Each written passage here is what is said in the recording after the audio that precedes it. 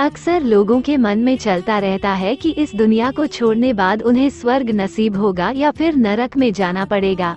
इसका जवाब आज से कई हजारों वर्ष पूर्व महात्मा बुद्ध ने दे दिया था।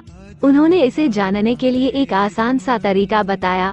अपने पिता की मृत्यु से दुखी एक युवक उनकी आत्मा को मुक्त कराने के लिए महात्मा बुद्ध के पास गया, इस आशा के साथ कि वे कोई न कोई उपाय जरूर करेंगे। युवक की बात सुनकर महात्मा बुद्ध ने उसे एक कलश में पिता की अस्थियां और दूसरे में पत्थर भर लाने को कहा।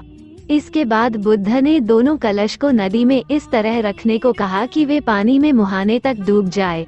बुद्ध ने युवक से कहा कि वह पुरोहितों के मंत्र पढ़ने के दौरान दोनों कलश को पानी के भीतर हथौड़ी से ठोके और वापस आकर सारा किस्सा सुनाए। पूरी क्रिया करने के बाद युवक अत्यंत उत्साह में बुद्ध के पास आकर पूरा किस्सा सुनाया कि दोनों कलश पानी के भीतर ठोकने पर टूट गए। उनके भीतर मौजूद पत्थर तो पानी में डूब गए, लेकिन घी ऊपर आ गया और नदी में दूर तक बह गया।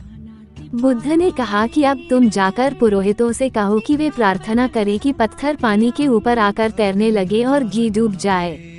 यह सुनकर युवक चकित रह गया और बुद्ध से बोला कि आप कैसी बात कर रहे हैं।